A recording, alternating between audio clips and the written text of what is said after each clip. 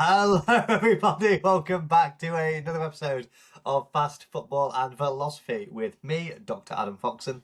And me, Professor Jack Cunningham. And we are the podcast that combine philosophy and football, and we are guaranteed to make you the smartest in the pub. Last week, Jack and I were discussing footballing ultras. Those that are absolutely crazy. They let themselves loose at the weekend or midweek or just any other time, really, I suppose. Jack, have you got anything that you kind of want to add to our discussion on ultras? Yeah. It's important philosophically because it's back in Alien. We've been doing this since we've become artificially civilized, and I'm all for it. It's very Greek, and there's so many good things about it, and there's bad things. So what we do is you don't throw a baby out with the bathwater. You kind of say, let's see if we can deal with the bad things as a football community and keep those things that are really electrifying the game, even very tiny games in the Scottish kind of town in the Highlands, So I think it's something that's got to be nurtured and maybe maintained, and but not too maintained. Are you an ultra about anything, Jack? Would you say that you're ultra about anything? Philosophy, very Nice. very ultra about philosophy, and let me just think now. Probably philosophy and and wine. I think Adam. Yeah, Wine. wine. Yeah, But wine. you're a beer drinker, Jack. Well, I am with you, Adam. I have to. I'm not. I'm a more civilized person when I'm Oh, not so with you you. debase yourself when you're with I've me. debased myself. It's back in Alien, Adam. I have to get out my system. I'm too civilized all week, and then I'm with you. I can I can't be. believe it. I can't. So where's the disguise, Jack? Are you disguised when you're with your wife and you're drinking wine, and you're real with me, or am I part of the disguise? That is a very, very good point. I'm going to discuss that with my therapist, Adam, and I'll tell you when next series the decision we've made over that. Fair enough. This week we're going to be talking about the highs and lows of football, the snakes and ladders game that is for football, and promotion and relegation, and whether that's a good, whether it's bad. So let me get this right, Jack, because this was your idea, right? And so we want to talk about whether or not promotion and relegation is a good thing or a bad thing, or just about having them as possible as kind of things that are achievable, right? So is the Premier League a better product, a better thing because we can get or we can have a relegation from it, which means that standards have to be high and all the rest of it, or is a league better if it doesn't have any kind of any ideal of promotion or relegation and it's just a static league like the European Super League or the or you know in or the MLS for example.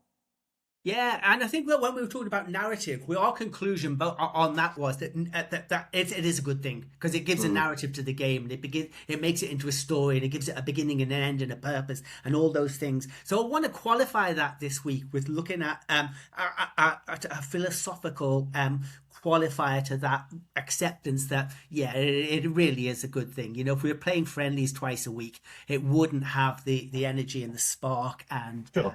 and the narrative that we so much like. So there is a philosophical and a philosophically important thing to say about this, and we're going to start off with the Stoics again. We've mentioned them before, and we're going to start off with Epictetus. I think we mentioned him before. 50 a common era he is born, and he seems to be a bit of a sporty guy, except he's got a gammy leg, but we think he's sporty because in his lectures he brings in quite a lot of sport, and he says promotion is a bad thing, and it is a bad thing because we can't control it.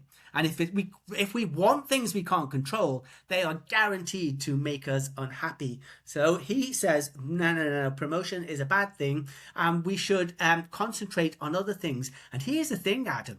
When we were talking about Harry Citizen Kane, and we were talking about Stoicism, well, I kind of started to look this up, and it turns out some major athletes are embracing Stoicism. People like LeBron James, Tom Brady, Andy Murray, the Saracens rugby team are using Stoicism. as part of their so let me tell you what that means then, Adam. It's got it's got four, but I'm going to concentrate on three kind of aspects of this that sports people are using and embracing. The first one is obstacles or opportunities, things like injuries, things like losses, things like I don't know, the financial climate. You've got to check. You've got to view them as opportunities. Okay.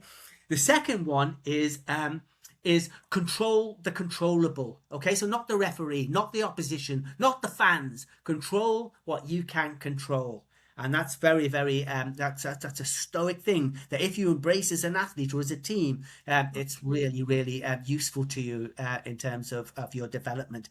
Last one I like them the most, but it's the most controversial, Adam, and it is called, Latin term coming up now, premeditatio malorum, and that means the envisaging of the worst that can happen.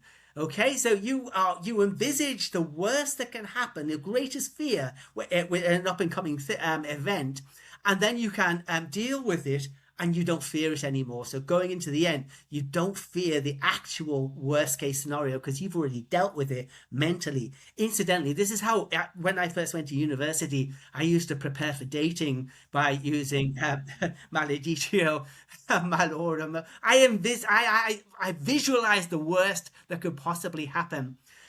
Didn't work, Adam. It was more self-fulfilling prophecy than preparation.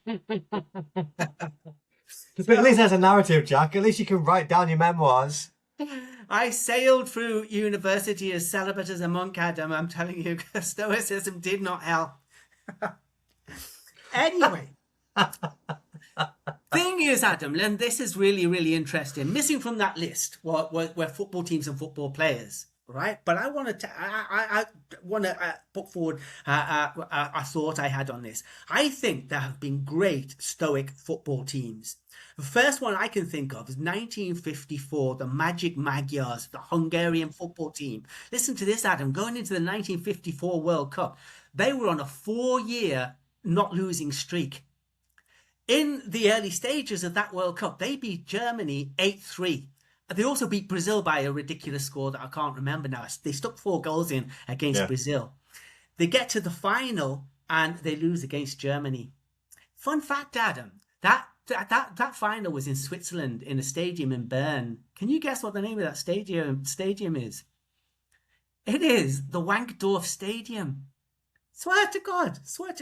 It gets worse, Adam. Why am I laughing? I'm such a child. It's so childish, but I couldn't help it. It gets worse because do you know who plays there? The Young Boys. The football team's called the Young Boys. The Young Boys. Yeah. Make it up, could you? There are, whenever the Young Boys play in Europe, there is so many jokes that fly around on the internet. There's got to be a chant for connecting their stadium with their name, hasn't there? The other par excellence Stoic team for me is, I'm not suggesting for a minute that they're reading their Stoicism, but their philosophy was Stoic, and that is the 1974 to 78 Dutch team. Total football, who can forget that, Adam? But they lose 2 World Cup finals. They win a European Championship, don't they? But they haven't got a World Cup. But you've got to ask yourself, stoically, would you have wanted to belong to that team as a footballer or as another team who've won the World Cup that we've kind of forgotten about a bit now? So this is... yeah, I mean, you want to be known for total football, of course you do. I mean, if not for that team, right, and that manager, right, we don't get this great Ted Lasso episode. Have you seen Ted Lasso? I haven't. I've heard a lot about it. He goes to Amsterdam for like a team bonding thing because his team aren't doing particularly well. And he takes a load of mushrooms or he smokes a load of pot or whatever it is that he does. And he starts to kind of have this kind of really, really like kind of out of body experience. And he starts to see formations and like he starts to see all these things that move around his head. And he comes out and he speaks to his assistant manager called Coach. And says, Coach, I've got this idea and we're going to do this and we're going to have interchangeable positions and all this kind of stuff. And Coach goes, yeah, you've just invented total football. It's been around since the 70s. But again, like, yeah, you're right. It's just like super influential thing. Although it didn't actually bring all that much success for that very particular team. For lots of other teams, it has obviously. Yeah, the But Stoics would say that depends on how you define success, Adam. Because if I was sitting in Amsterdam now and I'd been on that in that squad and I was known as a total footballer, I think that that was pretty successful. I bet those guys can't buy a drink anywhere in the Netherlands. They won something which is isn't defined by silverware, but yeah, it's pretty impressive in terms of football history from such yeah, a small nation as well. yeah. I mean, and Johan Cruyff's his philosophy kind of transcends really. It really does transcend in that. I mean that very specifically because we still talk about it now, obviously, and people like Pep Guardiola who have invented other kind of tactical systems. People call it tiki taka or this kind of vertical tiki taka style, whatever you want to call it. It's heavily indebted to things like total football. So the legacy lives on of Amsterdam. Yeah. And it makes a very interesting comparison with successful negative teams, doesn't it? Like the present Atletico Madrid with under Diego Simeone. And Any Simeone team, yeah, yeah, and you know, and Jose Mourinho is exactly the same. yeah, totally parking the bus, and yeah, that type of negative football. And Incidentally, Jack, where do we get the term "parking the bus" from? I have no idea. I thought that would no. Go Jose on, tell me. Can lighten me up. Jose Mourinho, when he was the special one, he was the manager of Chelsea. Who does he go and play? He goes and plays Spurs. Not to bring out the Spurs bias again, God forbid. but he plays Spurs again, and he claims that Spurs they didn't turn up to play; they turned up to park the bus that they came in on, and refused to move from the goal line. Well, there's a kettle calling a pot black right there, Adam. Wow, he's got a special neck on him, hasn't he? The special one. Oh yeah, I mean Jose Mourinho's got the most brass neck going, I think. Oh, that is amazing. Yeah. I want to bring in here another type of philosophy which comes from a 20th century philosopher called Alfred North Whitehead, and he invents process philosophy. All right. And process philosophy says that reality, what we see around us, everything, is not a static thing like the Greeks say. It is a process. It's changing, it's happening, it's interacting, it's changing other stuff, it's being changed. So reality is changing all the time. And in process philosophy, they say that the object is less important than the process. Okay, and people who bring this to life, and you can bring this to football, talk about shallow victory and deep success. Okay, and that means shallow victory means an actual victory, and that's great. It's lovely, isn't it? But deep success is developing the skill and the beauty and the harmony of it all, and that can really apply to. You can apply that straight to any of those Stoic teams that we were talking about. The deep success is really what football teams should be aiming for. There's this phraseology that people use in modern football now, and I think it stems really from what we call a project manager. And so the best example of this is going across to the other side of North London is going to Arsenal, because Arteta has brought very little success in that kind of in that kind of way, right? And yet the team are getting better and better and better until right now, where they're going to have it. So that they've got loads of victories, loads of really shallow victories, right? And they keep going and keep going and they're doing really well. But he's been in charge for like 6 years now, so it's taken a long time to get to this point. That is the long-term success. That's the building, and it's literally this is the phraseology that they use. They call it trust the process. Yeah. Trust the process, because I mean when Klopp took over at Liverpool, they weren't that good. They weren't that good at all. It took him a good say 2 or 3 years to get them in any way, shape, or form anywhere near the top end of the table. And so it really goes to show you that you do kind of have to delay that, because we have this thing about instant gratification, right? And then Chelsea actually are par excellence for less for that in particular, because they bring in a manager and they expect instant success, and it's worked for them. Really strangely, they do keep kind of getting away with FA Cups and Champions Leagues and all kind of really big titles from getting a manager in for a season or two and then sacking them and then getting someone else in. But by and large, that doesn't really happen. By and large, it needs to be this kind of trust the process, give the manager more time. And the amount of times we hear that nowadays, Jack, is give the manager more time Yeah, because yeah, they yeah. need to be able to develop that deep success as opposed to all the shallow victories. Yeah, and it's where you can easily compare it with the NFL in America, isn't it? Where there's no promotion and demotion, and you would kind of think, no, that's kind of boring, isn't it? But it must give teams a chance to be creative, to take chances, to let's do something different, because we don't have to, not everything is riding on this. If you've got this promotion and demotion things, and it's very stark, isn't it? Are you less inclined then for flair? Because no, we've got to grind out a victory here, So park the bus, that a 1-1 draw is better than losing, and so let's be safe rather than have artistry. And that is exactly why international football, by and large, is actually quite a boring thing because the stakes are way too high. Yeah, yeah, Because if you lose in that knockout game, you're out of the yeah, competition. yeah, yeah, You've got to yeah, wait 4 years for the next World Cup to happen. The stakes yeah. are enormous, and so if you get rid of all the stakes, I'm saying that though, Jack. Even when we get rid of the stakes, right? So things like, for example, England's loss to Japan. Let's go there, right? Tactically, Tuchel he decides to do something completely off the wire. He decides to play a false nine. He's resting lots of players as well. It's by no means our strongest team, but he decides to employ a false nine. It does not work in the slightest. But no one really. And this is the thing about England. The stakes are always really high for any kind of international game, even a friendly, because it's the last friendly before we go to the World Cup. But really, Tuchel's probably he's probably thinking that was great actually. Even though we lost, that was great because now I know we can't do that. Yeah, yeah, yeah, yeah, yeah, That's amazing, and that's really yeah, that's a win. yeah. I mean, it's a loss, but in terms of the success of the team, that's a great thing because now he knows he can't do that in the tournament. Yeah, it's a philosophical, it's axiomatic in philosophy, isn't it? That you learn from failure. And success is less rewarding in that sense, Mm. yeah. But failure, you walk away from that and with more knowledge.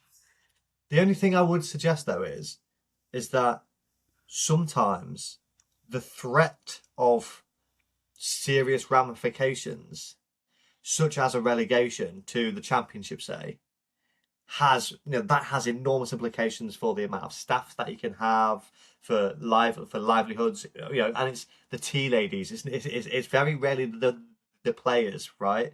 It's never rarely it's rarely the chairman or all the top brass. It's always the tea ladies and the kit man who get the boot. And so do, do you think then that having some actual stakes brings out better performances more than low stakes or not or no stakes at all, really? In terms of essentially my question is this: does high stakes bring out more or better performances than, say, no stakes, which allows for greater experimentation and creativity? In my opinion, it all comes down to who's owning the club and who's running the club. Okay? And if they're impatient and if they're in this for the money and if it's highly commercial, they will not have the patience to tolerate a manager who needs to grow into the job. Okay, and if they're not, if they've got more history than that, and they are more patient and stoical, even they are going to say, no, no, no, no. This person has got to bed in. They've got to develop. And so, for me, it's not about. I don't think promotion and demotion are the enemy here. I think commercialization and ownership is the enemy here in terms of what we do with people. And yeah, and look at Alex Ferguson when he went to Man United. There was patience with him, and not with any of his successors, because his successors had to be Alex Ferguson. You've got to be him now. Be him now, or very, very soon. And he wasn't Alex Ferguson for a few seasons, was he? So, this is what's He was happening, I drinking think. wine instead. He wasn't drinking beer with his boys. Man What after was my he? own heart. But I take your point entirely. Actually, I totally agree with that, and I think, yeah, I think you're right. And actually, if someone was to take, and actually, I think the problem is that that kind of commercial element of kind of that comes down, that permeates down from the top, from the sovereign, we might say now. Yeah. It permeates into the mainstream. It gets into the fans, because then the fans think, well, now we can't spend any money on any new players, and it's going to be terrible and all the rest of it. But actually,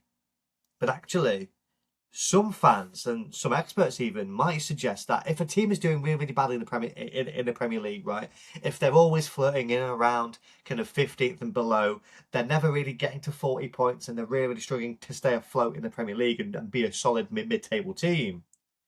Actually, it might be worth your while to kind of go down, work out exactly how you want to play. Chances are you're going to retain quite a few of your players anyway, so then you can beat most of the teams in the Championship, get your confidence back up again, and then have a real go at it. Case in point is Newcastle.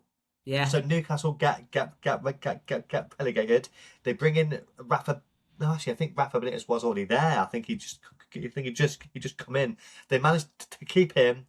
He masterminds, a great ascent back into the Premier League, and they're still there now.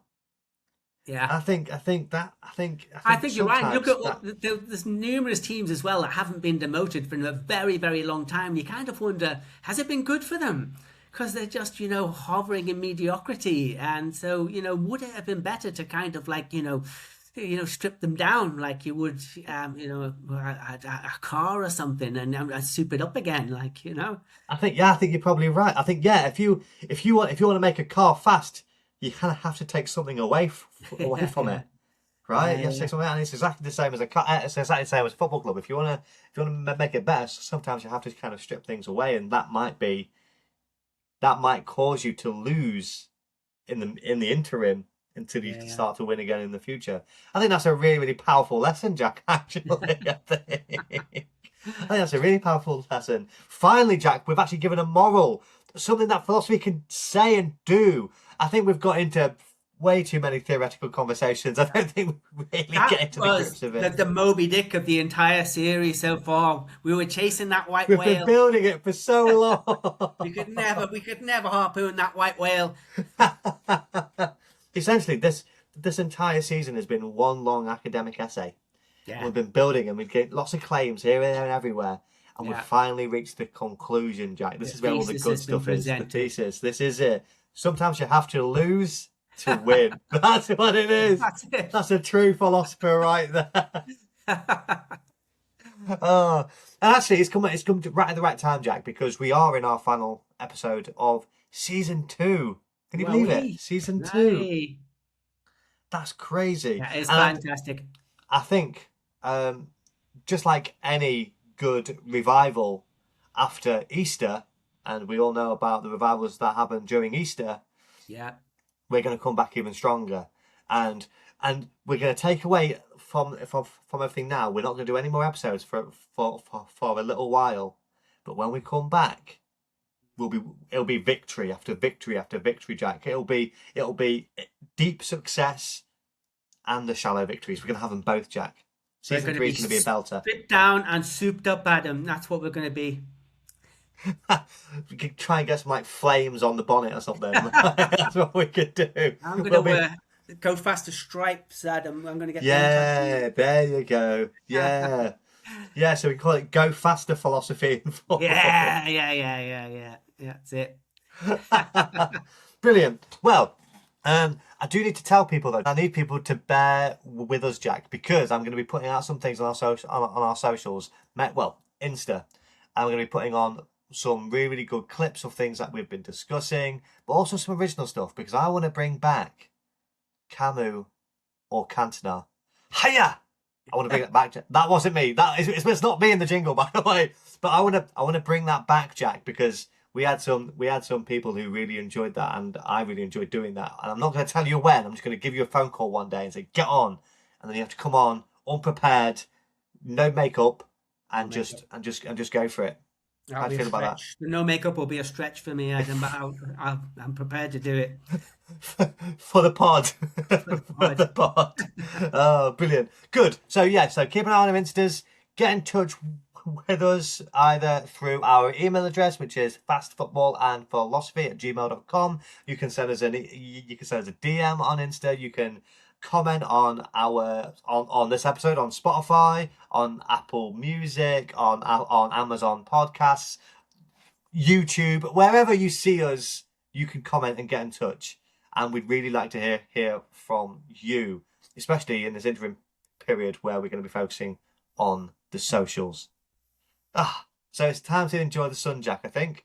I think so, Adam. Get a glass of wine, head out there. And if I was meeting up with you, I'd be cracking open a beer can.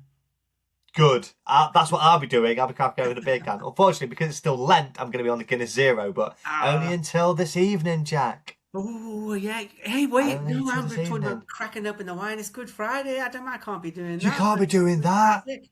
Wow. You just reminded me. Thank you. Of your theological commitments. of that Catholicism you've adhered to all your life. I do apologise, Jack. I do apologise. I dip in and out, Adam. I dip in and out. Like all the best Catholics do. Right. All right then. It's a goodbye from me. And it's a goodbye from me. Happy Easter. Happy Easter, everybody. Bye bye.